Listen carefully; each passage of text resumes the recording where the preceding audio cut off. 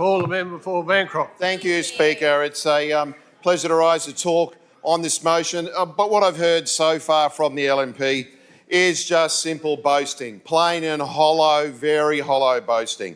And as I said yesterday, the only tool they really needed is that pair of golden scissors. So they go in front of all these housing projects initiated under Labor, wield the golden scissors and cut the ribbon. And there was a media release today about what their so-called achievements in Moreton Bay were. And then they lauded the fact there were 82 new social and affordable homes in Redcliffe and 75 under construction in Deception Bay.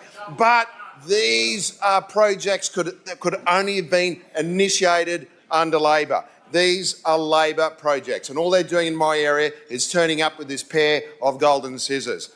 Yeah, but as I said yesterday, this LNP is using scissors to do a whole lot more in the area of housing, and that is to cut social and affordable housing projects. Now, the Leader of the Opposition said yesterday this LNP government has already scrapped almost 10,000 social and affordable homes in Queensland.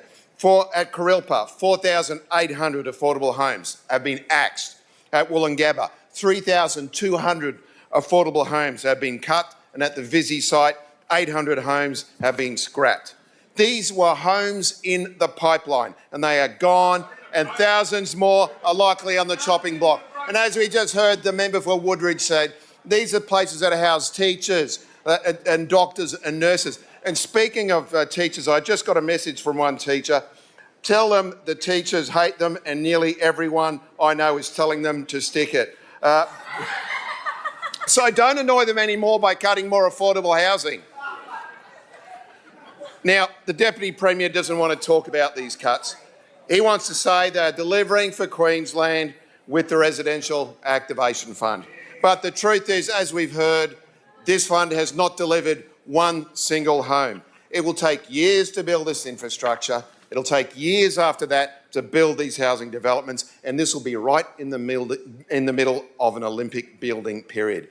Queensland needs these homes now. There's no good just doing your hollow boasting to show what you've done. But all we hear from the Deputy Premier is boasting about funding housing infrastructure projects that would normally be funded by developers as part of their development approval. And I'd like to see him explain how these gains are going to be shared or passed on to Queenslanders who need these homes.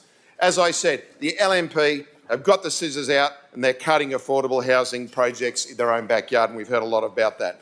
And that is because the first bill that this LNP government passed was to give the Deputy Premier the ability to scrap or reduce affordable housing projects, and they've used that ability ruthlessly ever since.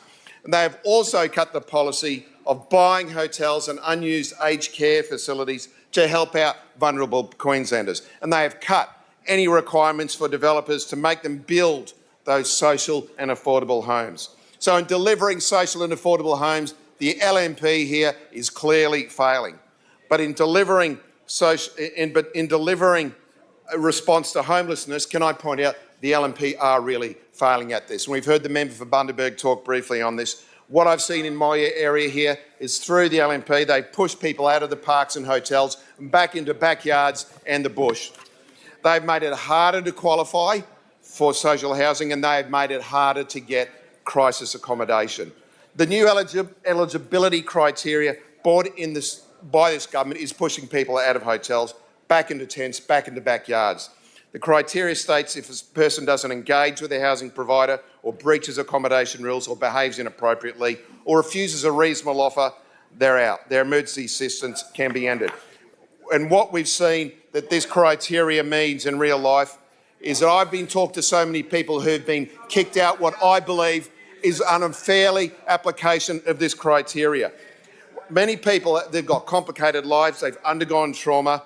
One person I talked to had lost her partner through homicide. More have been victims of domestic violence. And one returned to a situation of domestic violence after this person lost her emergency accommodation. If they say, I cannot move to the place because you offer, because there's people there who feed my addictions there, I understand this. This criteria that the LNP brought in, it's heartless, it's cruel, it's making the situation worse.